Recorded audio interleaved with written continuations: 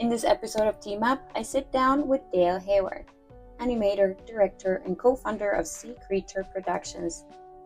Dale's collaborated with big names like Nike and Hot Wheels, and he's worked on fantastic projects like Netflix's The Little Prince, I love that one, and Kiri and Lou.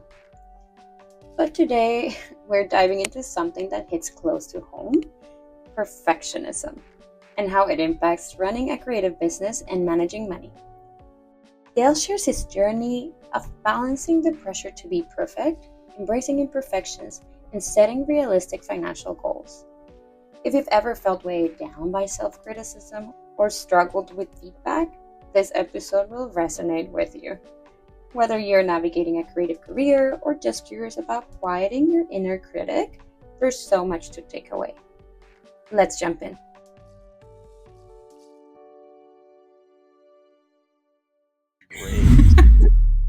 I love it because this the topic of this conversation was supposed to be perfectionism, right? And it went nothing but perfect, and it made me think, why do I have to do this perfectly, right? Like maybe I should just not follow all the structure that I've been following so far and see what comes out. I've been incorporating that a lot in my personal life and in my business. I realized how hard, and I'm going to speak from my experience, I realized how hard I can be on myself. And doing this podcast, I realized that I am hard on myself about being hard on myself. Yeah. It reminds me of, I saw a comic strip where there was two panels. The first panel was this person being like, oh, so like, got to do all this stuff, all this stress, blah, blah, blah. And no, I've got too much stuff. I've got to relax. And the next panel is like, sitting back, relaxing. Like, I wish relaxing was more productive. It's like, that's what always we're at. Either it's like a criticism of doing too much or criticism of not doing anything and trying to relax, Hello and welcome to the Money Awareness Podcast, also known as TMAP. Embark on a journey with us as we explore the world of money patterns and how they interconnect with your unique creative mind. Our goal is to help you unlock your prosperity by making one creative decision at a time. I am your hostess, Victoria Mateo. Let's get started.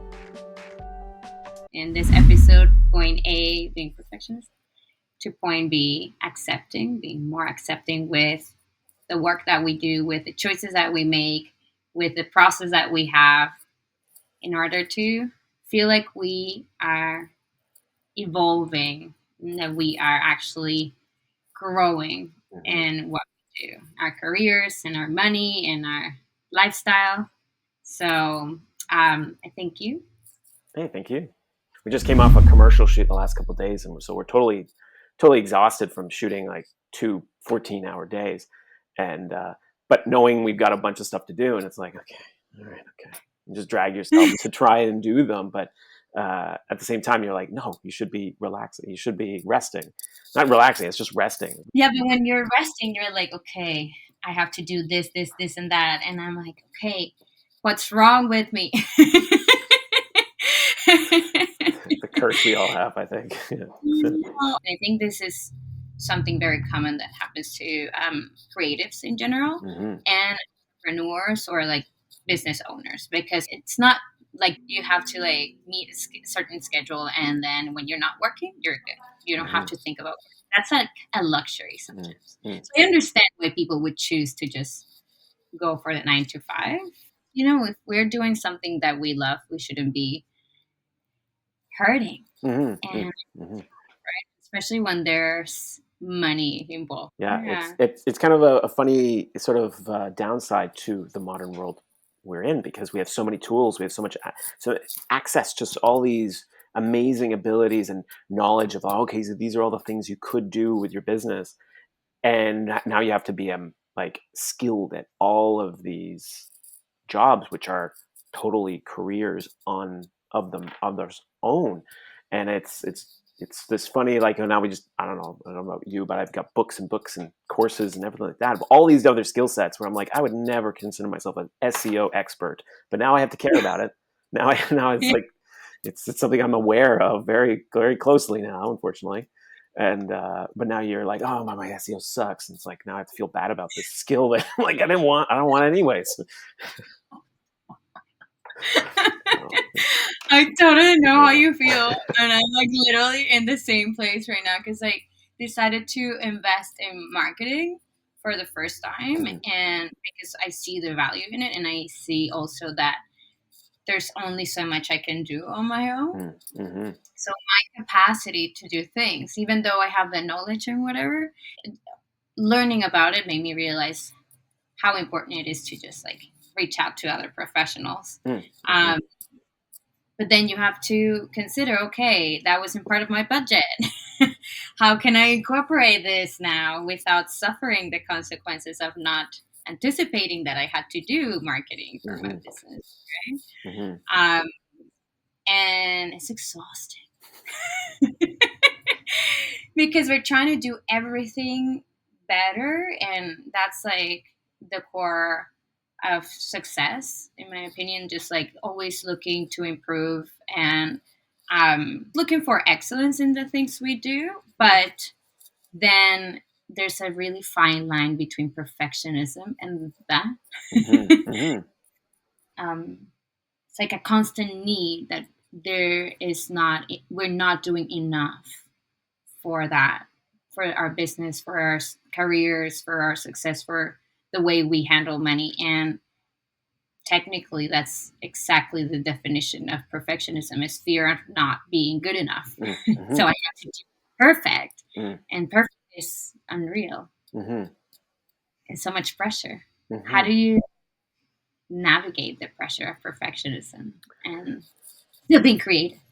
Yeah, for sure. Well, I think it's always kind of looking at, I mean, it's that definition of perfectionism is totally valid. I think it's also that we confuse perfectionism and something that, like, a perfect thing and then a complete thing. Like, and just because it's complete, well, now it's perfect because it's complete.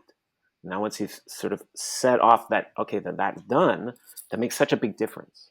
Every project I've done is always like, I could have kept tweaking and fiddling and playing and improving, and yeah, it would have been better, but it wouldn't have been complete.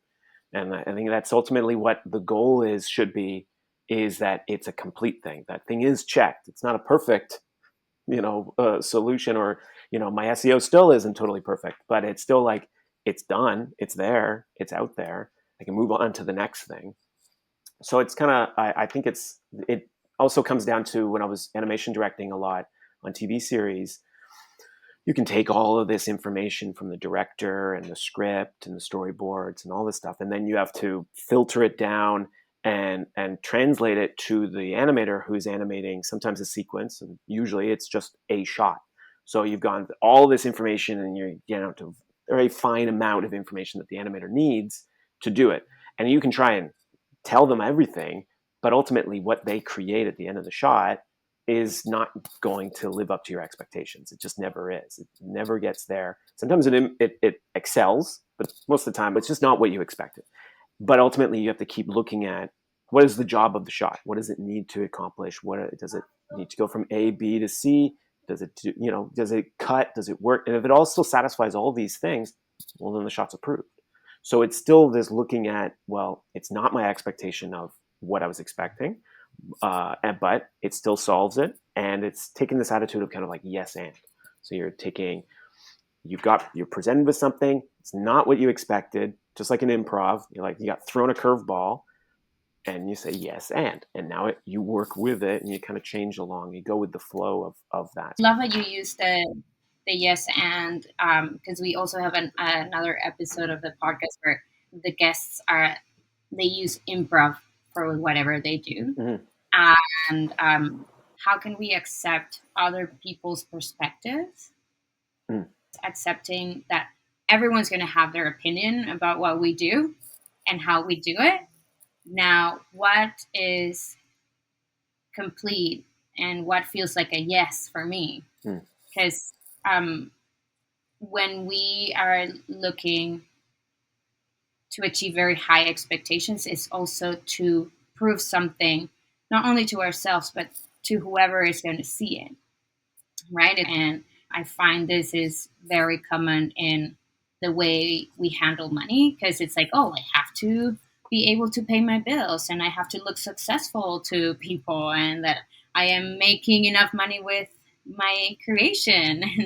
And I cannot look like I'm suffering if I'm promoting my business, but like we all go through those ups and downs. And when we are thinking so much about what our image looks to others, it's like that is when perfectionism hits the most, even though we're doing our best.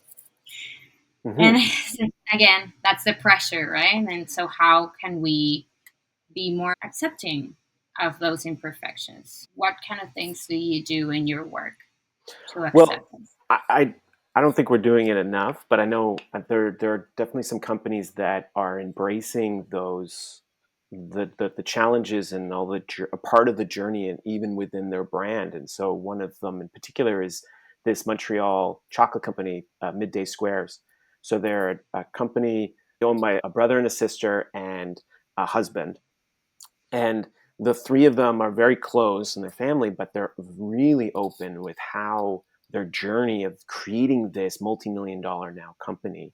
And it's really, really fascinating, and embracing that that's what makes them different and why they're better in a lot of ways than some of the massive chocolate companies. And they're playing a major role in showing the Canadian entrepreneurs the journey of how, like, they're not sugarcoating, pun intended, of what the journey, what it takes to make a company. And especially like they're early on, when I saw this stuff, they were basically using social media as their therapy. So they're going through therapy and showing their shots of what they're, and so it had nothing to do with the chocolate. And you would think, oh man, you're showing all your flaws. You're asking for like millions of dollars from investors, and your your social media is full of like therapy sessions. And it's like that feels really counterintuitive. But it's totally working. Like, and it feels way more human now. And we fall into the trap too. You want to look, we do professional work. We want to present ourselves in the most professional way, but then it very easily gets very cold.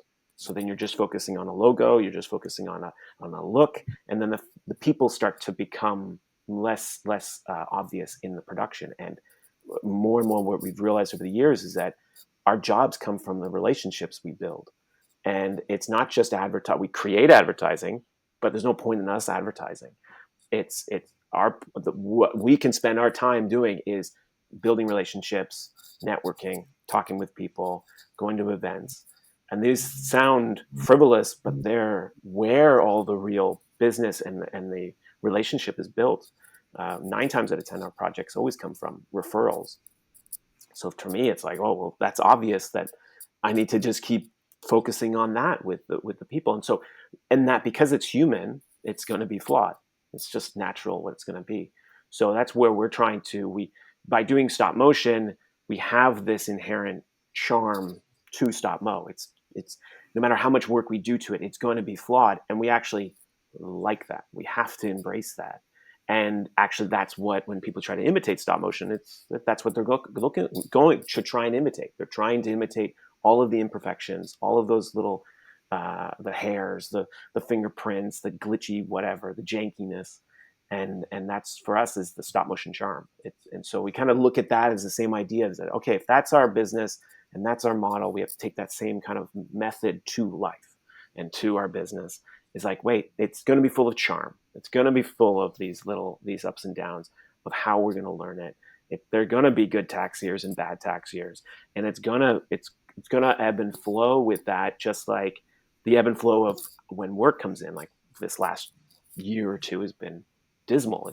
It's been a crazy, weird, totally year. It's part of that flow. Let's look at what needs to get improved. Let's look at what are we reliant on too much, or what's the industry reliant on too much. And it's good to be self-aware. It's totally good to, yes, we're self-critical, of course, but we have to be, otherwise I can't imagine as much as it would be nice sometimes. I can't imagine not being like that. I think that's when people lack passion and direction, when you're not self-aware enough or to push yourself. You know what I mean? You said that, and I even would name it more like being comfortable with having a judgment on things. So judgment can be positive and negative, or neutral. It's just like having, this is my perspective on something, and my judgment on the piece that I worked on is that, I could have done this way and that, but I also feel like this was great and this was a positive thing that came out of it. For example, I connected with someone new, or like, there's always positive things, and it's when we sit back and observe all the goods and the bads of the whole project, the whole task, is when we can be more accepting as well, instead of like so critical. Because then when we like, and it's the same for a critique. A critique can be positive and negative as well, right? It's how we take it. And sometimes we're just not ready to take it. So we can set boundaries too. The other day, I had someone reaching out after I published one of the podcast episodes, and after I thought of it and like I let it sink, I realized that it was a language approach situation. But they literally came to me and said, "Oh, I listened to the podcast and it's great. Can I give you feedback?" And I was like, I don't know if I'm ready. I don't know if I'm ready. I don't know if I'm ready, and because I already know the imperfections. I already know the things that I would have done better in many ways. But it's like you were saying before, it's like I want it to be complete. And if I go back and hear to your feedback right now when I'm not ready, I will go back to that negative criticism, that negative judgment, that perfectionism attitude. So what I did, I aired it out. Like I talked to my fiance, and that's, I was like, okay, I just need to air this out. And then I realized, okay, I don't have to hear the feedback right now. Okay, yeah. And so I answered and I said, yeah, I would love to hear your feedback. Right now, I cannot talk, but feel free to text me and I'll get back to you or whatever. And I set that boundary, and I set that boundary for myself and my well-being, and not feeling like I did something wrong. And then in the end, it was like the minimum feedback I would have ever expected. And I was just like having this horror movie in my head, and like, I don't like purple. It's like, okay, great. But and after I aired it out and that I set that boundary, I was able to just like, okay, maybe I'm ready, because I know this is what I want as well. I want to improve. I want to be, I want to have that inner critic just feel like they can accomplish more. I get this from clients in the way they handle their business, for example. It's like I've had people that would feel such a challenge when the client reaches out, and there's this self-critic as well, like, what did I do wrong, and like, how they're not gonna pay me now, and they're not like, and it's this horror movie happening in the back. And it's because we're thinking that we're doing everything perfect, and when someone comes at us and like says something that triggers, it's challenging. And being accepting it requires a certain degree of vulnerability. And it's like, when I aired it out, I was like, okay, I don't know if I want to cry right now. Does that ever happen to you? Yeah, totally. I mean, I think the basis of our level 1 stop motion course with our company C-Learn is based on getting feedback. So the student submits their work, and we saw that as a whole that, okay, it's very one-sided if you're just buying my course and then it's like, all right, okay, do your animation. It's like, no, we want people to improve. We want good animators. So in order to get that, there has to be some kind of feedback. And it's very easy to work alone in a vacuum. So we that's integral to that tier of the product. But we know that, okay, there might be a price point issue that people might not want the course. Okay, that's fine. But it also might be that, oh, well, they're just not ready to receive feedback. And you do have to have a certain mindset and a learning mindset to accept and be open to feedback. And we always find that sometimes it's just delivery. So there's also the order of how you receive feedback as well, that to make sure that it's not criticism and it's always collaborative and it's adding to what the student has done. And so we always look at it as being like, okay, there's always something good about something, no matter what it takes. Animation, filmmaking, story, whatever it is creatively, it's a lot of work. And sometimes you didn't want to do it and you did it. And the accomplishment of doing it, we're needy for some form of acknowledgement of the work that we've done. It. So we always try to find what that is and what we like about it. And also it's not just about what we like. What do they do well? It's not subjective anymore. It's really what are the facts here? What have you done well? What achieved the goal that we're looking at, and especially when they're just assignments in that sense. So I think, again, it's setting expectations for yourself that, okay, it's not going to look pretty. I'm just focusing on this one aspect of the animation. And then also you have to have that expectation to be open for that feedback. And so that's part of I feel like is the relationship that we have with the students is that agreement that if they're coming to us, that we have an honor to uphold.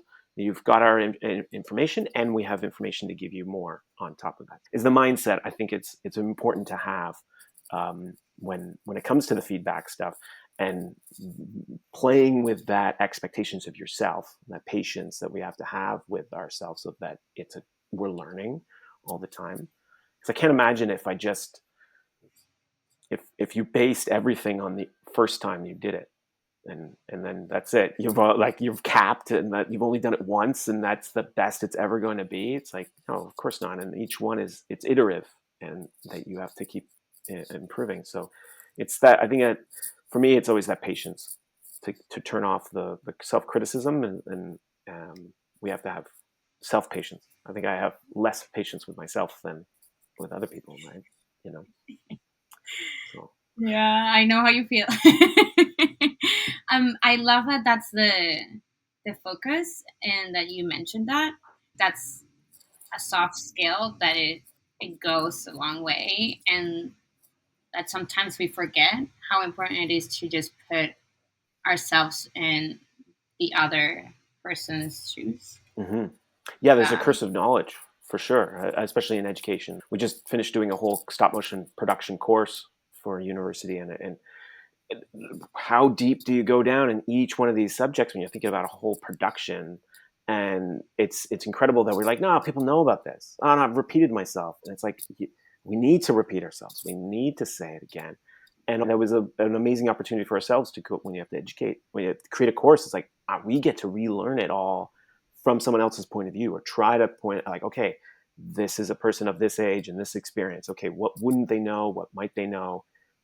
Let's say it all. And again, it's part of that mindset of open-mindedness as well, not just for the student, but for the educator, right? Also as the professional, to when we're dealing with clients, that we assume some of these things are common knowledge, but they're all of a sudden it's jargon, and you didn't realize it was jargon to everybody else, but to them, they're like, I don't know what you're talking about. So it's yeah. And so we always, there is definitely a huge part of the process that we know that clients have already convinced themselves against going with stop motion sometimes, because they have already some preconceived ideas of what it is. One of them is, oh, it takes more time. You can't go back. It's more expensive.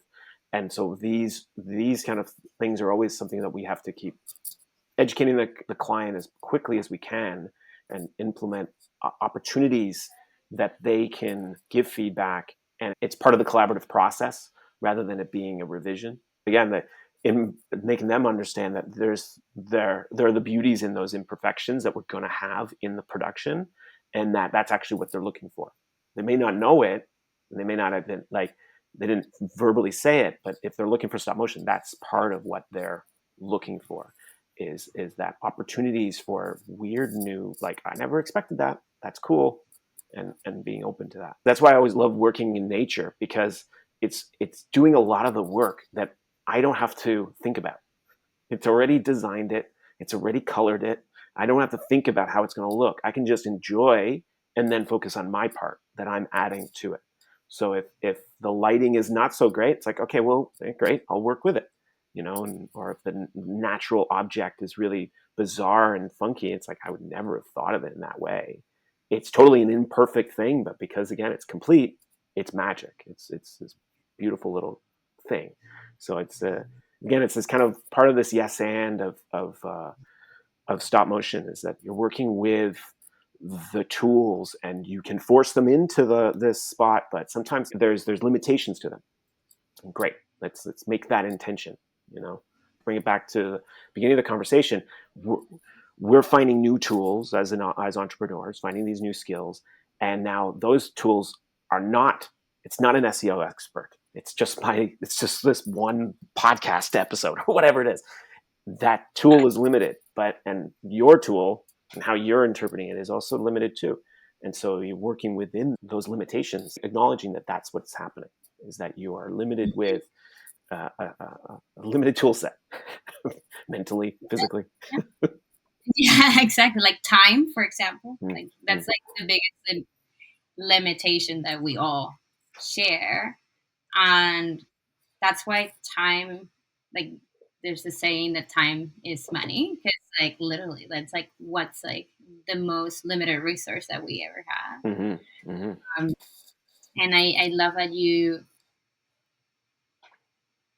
described how good it is to work with those limitations, as in what ways can I just enhance what I have already. I find I find whenever I do my best cooking is whenever I don't have anything in the fridge, and then I just get very creative, and somehow I made this like random dish, and like my fiance always says that, like, yeah, that's when you excel. It's like, he's like, oh man, what do I do? Yeah, because it's like the blank canvas. Like it terrifies a lot of people, but it's also the potential there. It's inherently not going to live up to your expectation. So we're overstimulated with options, and that it's never going to make you happy because there's so many. It could have been better. Oh, that other one could have been better. And when there's the fear of, because I think there's the other side of the perfectionism, is that, well, you just don't do anything because it's never ready or it's never complete and you never get something done. And it's that I think it's connected to that idea that there's too many options. There's too much expectation of what it could be, rather than just sometimes just a simple few things. Leave your color palette to only a couple colors. Just stick to a few and work within that world for this moment, for that time. And it's not going to be finished at that point. That's just that one. Move on to that. So I think sometimes that's the hard part, is that, again, when you're trying to do a launch for anything, a course launch, a product launch, whatever, like there's so many factors to get right. And it's all about timing to get it all right at that moment. That expectation is a huge buildup of what it all is. I found really great success of just getting the feedback from our colleagues, from the people, and just being open to the team. For us, production, you can't get it done. We've tried doing it all yourself, and it takes way, way too long. So getting a team for us is top priority right now for our studio. Yeah, and it's like, I feel it's important to see feedback and collaboration as a gift. Like sometimes a lot of us feel like that kind of gift just jeopardizes our independence and our sense of control. Because it's like, I have this under control. I did this on my own, and you don't know how much effort it was.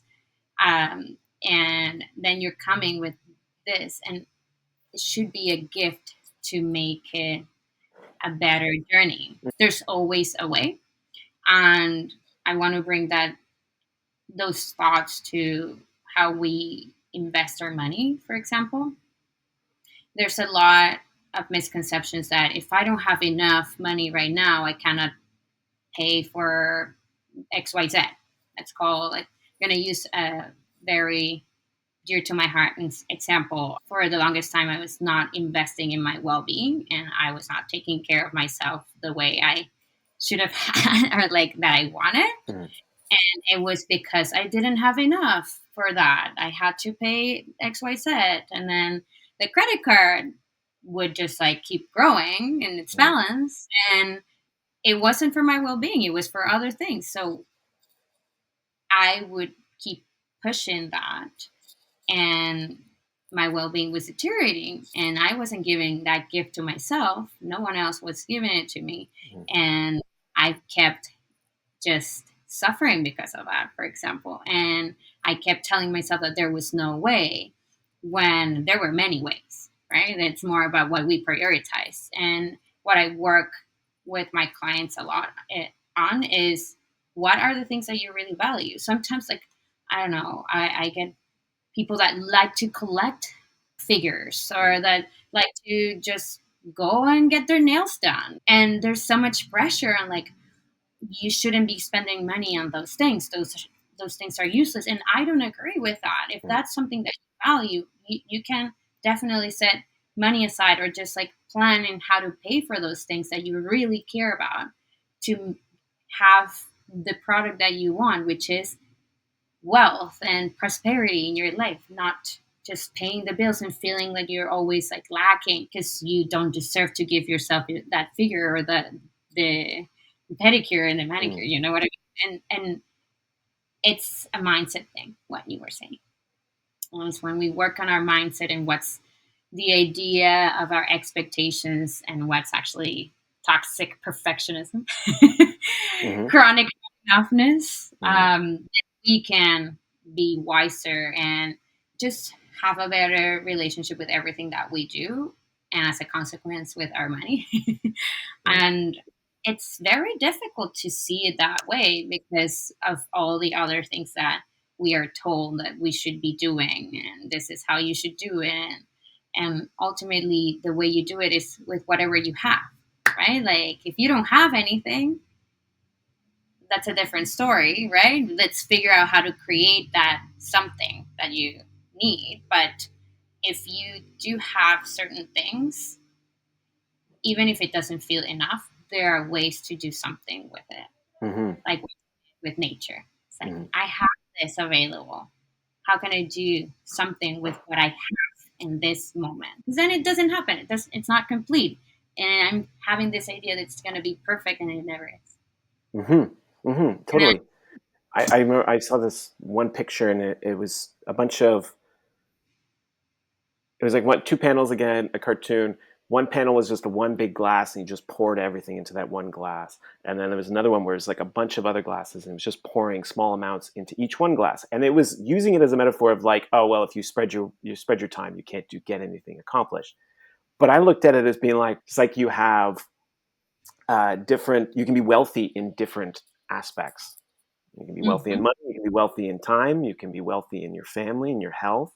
And that it's the same idea. You've got all of these reservoirs, and it's the balance is filling up. Which ones are you filling up too much? Which ones are you filling up that you've got too much work? And okay, fine, yeah, we're always totally the same idea, not spending enough time on our own mental and wellness, and that wealth. And you can become poor in all of these in certain categories. And I think it's that balance is finding out that you're just keeping them all within a flow. And when you work intensely on something, you need to then, okay, what am I paying to work that hard? What am I also costing? What is it also costing me to do that? Okay, it's not just my time, it's like cost. Okay, I wasn't with my family. Okay, I need to put more money back into that. I need to put whatever currency you want to use, I have to put it back into that category that's being malnourished.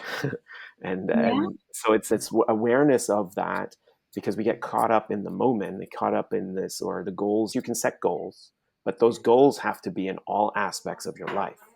and going through the exercise of looking at, not even before you set the goals, it's just going through like, well, what do you want in these certain, what are dreams, just dreams in all of these categories. And it's really fascinating to see after you go through this exercise and you're trying to get it for a list in all of the categories. So it's like personal, it's health, it's financial, it's work, it's family, and then kind of miscellaneous. I think there might be another one in there. And so once you start to categorize, and it takes weeks, to try and do all of it. And then you take that whole list of all those dreams and then you put them into goals. And you realize, oh, actually, a lot of my dreams are the same if I just compile them into this one goal. And so there's a big imbalance in certain things. And then, okay, it makes you be aware of that. And I need to, maybe that's why I'm not happy in those certain regions. Okay, I'm not spending enough time in those categories again, in those reservoirs. So it's a really fascinating process to go through. And then now, how do you make those things happen? Sometimes awareness, because that's the key of what I want to put out there. Is like, let's create awareness of where are the holes and the other areas that actually should be honored more, because they're just like being darkened by this other big conflict. And creating awareness can be very scary. So I talk know about self-criticism, like it's just like the harsh reality of where it's like, oh God. So it's about when we create awareness, this feels like a threat to our independence and that control that we have over ourselves. And it's like, no, I'm losing control. But ultimately, the whole point is that you actually take control of those things by understanding what they are. But before, you're just lost and you don't really know what's going on. And that's why you all constantly feel that you're not in control and it's not perfect, and you're not accepting that there are things there that can be challenged. Yeah, and I think what you're saying, that's a part of one of the earlier steps of it, is acknowledging and making a very long list of what you've actually accomplished, right from right from day one of your life. Write it all down. Like everything. And now, of course, and you're like, oh, learn to walk, learn to chew, learn to, you're writing a bunch of things, but it gets humorous. But after a while, then you start to get in like, okay, what did I accomplish when I was a teenager? What did I do in my 20s? What did I do in my mid 20s? You're like, oh, okay. And going through your life, and it's all about accomplishments, things you're proud of, things of that. And so you've got that. So then when you do the harsh check of where it is, you got some basis of something that's positive and encouraging, that you have done so much prior to that, and that you're in a better place sometimes than when you were before.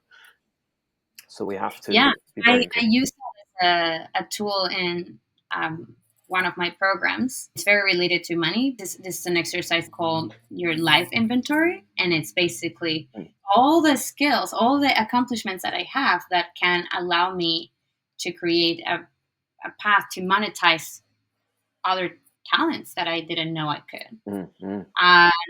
I actually know how to illustrate for this. Oh, I can actually sell illustrations. I didn't know, because I took a course when I was 5 and now I'm skilled at it. You know what I mean? It's like kind of things. And also to have that sense of confidence that, I'm not a total fail. Just because it didn't come out perfect, Yeah, and I think then I found that it was interesting to have it all listed, because then you can start to see some commonalities that you're like, well, that's now starting to get onto my personality type, and that all because of I accomplished those, it says that I'm this kind of a person, and that then it gives me confidence that I can achieve the things that scare me or I don't know later, because I was able to do those previous ones. There's always this funny term of like, all people that have succeeded have failed millions of times before. And I find the term failure the wrong term, because yes, sometimes it is failure. Sometimes it is like your business has gone into bankruptcy. Okay. But then there's other things where you're like, well, but those could also just be mistakes. All of those things are not, because if it was failures, then the game is lost. You can't win the game again. The game is done. Okay, that's a failure. But learning and missing the goal, well, that's a mistake. That's not a failure of it all. And I think is the journey of our artistic journey always is working with mistakes and try to improve those mistakes as you go along. Because no artist is, any good artist is never gonna say that they're ever any good or they're okay. I've figured this out. Now I'm perfect painter. Now it's like no one's gonna say it. And so that says something to me, is that there is this insatiable journey as part of that, and that is the drive that pushes us forward sometimes. So we can. I should find that Mark Manson, I think his name is. Anyways, he had a point in the book that was about that our goal should never be about seeking, not, like to only seek pleasure, to make sure that that's when the goal is that it's pain free, and that actually is very delusional and not healthy at all. Is that you're just choosing which pain you're going to be dealing with. That's the choice that you have in life. There will always be pain in so many aspects of things. Money is never perfect, you know what I mean? No matter how much money you have. So it's like you've just got different money problems now. So and it's the same thing with I can have all the gear in the world, but now I've created different problems that I'm going to be dealing with than if I didn't have any gear at all. So it's just the choices to choose which things we want to put up with, which ones we want to listen to, what problems we want to involve in our life. And I think that is where then we can keep accepting that, okay, all of these things are going to come with some form of pain, even if it is pleasure, even if it is what I love to do. I love drawing, and yet I hate most of my drawings. So it's like there is totally a pain and a pleasure thing in that relationship I have with drawing. And so that's part of that journey, that turning off, that the self-criticism never enters into my head when I'm drawing anymore. It doesn't, like, I've been able to beat it down. Wow, you're so lucky. Through just constant ignoring it. Drawing with a pen has done that, because I can't go back. Drawing with pencil, I would second guess it. I can erase it. It was tentative, it was light, so I'd be very soft. I wouldn't commit. I draw with a pen, it's garbage. Oh well, it's the next page, move on. And it's part of that. And my drawings have improved exponentially because of accepting that I can't go back. And now I only draw with pen. It's like, it's just a standard for me now. So it's way more liberating knowing I can't go back. And I'm way more free with my drawing.